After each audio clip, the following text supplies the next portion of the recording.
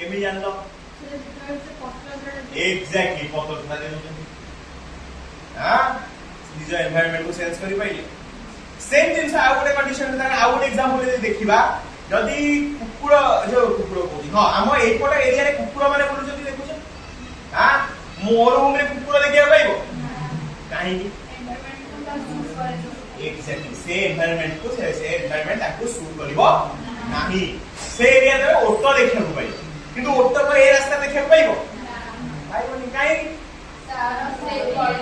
तांको body structure एकोटा पई हे बुझी पाइलो हां एठी तमे आंबा गछ देखुछ हिमालय रे आंबा गछ पाइबो केबे पाइबोनी कोन पाइ हिमालय रे पाइन गछ देखिया को पाउछ एठी पाइन गछ पाइबो आइबो काहे पाइबोनी नै एठी जरा एनवायरनमेंट से पई हे आमे माने एकोटा क्लाइमेट रे बंचुजे हमको वर्तमान जे जो कंडीशन रे वर्तमान तुम माने अच्छा बसिछ तुमको एग्जैक्टली सही कंडीशन रे नै कि तुमको छाड़ दे आसी साइबेरिया दरकार नै एतडा काई जीव हमें हिमाचल प्रदेश में छाड़ दे आसी हिमाचल इंडिया भीतर हिमाचल प्रदेश रे जोटा कि हमर तुंगनाथ जो एरिया रा अछि सेही नै कि तुमको छाड़ दे आसी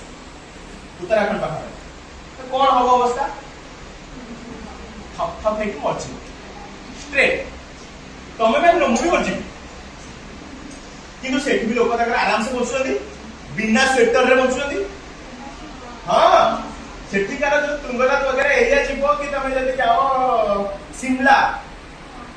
वगैरह एरिया जाओ फिर देखिबो तकर तमे सेठी डबल जैकेट पिनबो मुंडे हेलमेट जो कि कोन माने पॉपुलर गुडे ही पस्तिबो से माने बिना जो ये रे कॉम्बिनेशन बुलुती रास्ता उठे तांको कोन भाई तांको बॉडीटा सही एनवायरनमेंट को सेंस कर नीचे सही एनवायरनमेंट हिसाब से तांको बॉडीटा पाइलो एबे रिसेंटली गोटे ये देखुली वीडियो देखुली सेतरे सेरा कुआ जाउची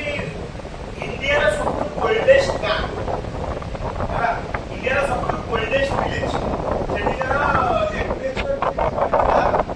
डिसेंबर मासरे टेम्परेचर -50 डिग्री सेंटीग्रेड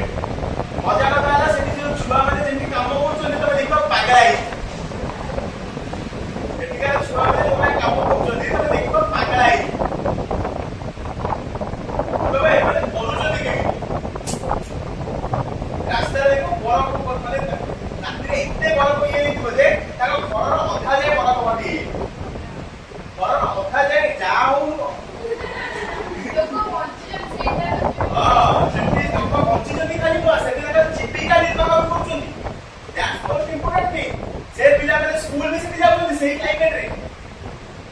ए स्कूल जाउछन पाठ पढुछन घर संभाळुछन सब किछु केमिति होला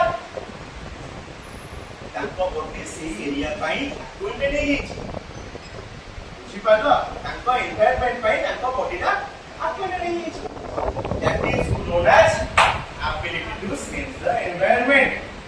बुझिपालो जिंसटा हां तो एतिकी थिला कोन ना लिविंग ऑर्गेनिज्म मानकर कैरेक्टरिस्टिक्स तो जदी हमें कहिबा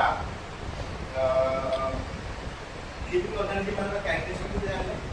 तो एबे हमें देखिबा कोन ना ऑर्गेनिज्म माने कोन विभिन्न प्रकार ऑर्गेनिज्म अछि ता विषय जान स्कूल बड़े बड़े जिंस पढ़ता बायोडायवर्सिटी बुझो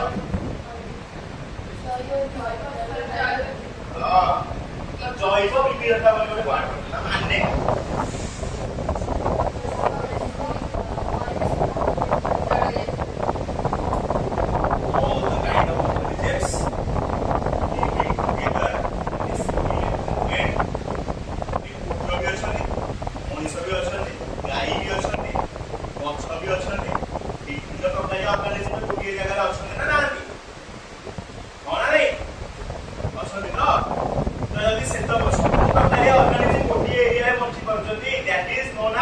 विभिन्नता मध्य एकता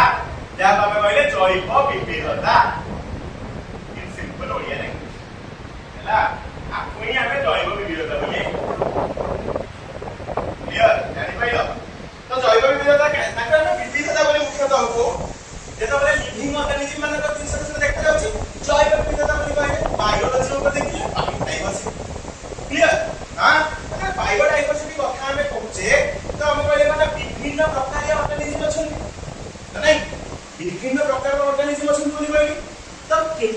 प्रकार ऑर्गेनिज्म आज पर्यंत डिस्कवर होइछन आज पर्यंत केते प्रकार ऑर्गेनिज्म पृथ्वी पृष्ठ डिस्कवर होई सचन आविष्कृत होई सचन 1.5 एटा लाइक 1.5 टू 1.7 मतलब 1.7 टू 1.8 मिलियन जोटा के स्कूल में पढ़ला 15 लाख राइट 15 लाख पढ़ला 15 लाख रो अधिक ए पढ़ला तो एटा वर्तमान कंडीशन रे कहले कोन ना 17 लाख 18 लाख हैला 1.7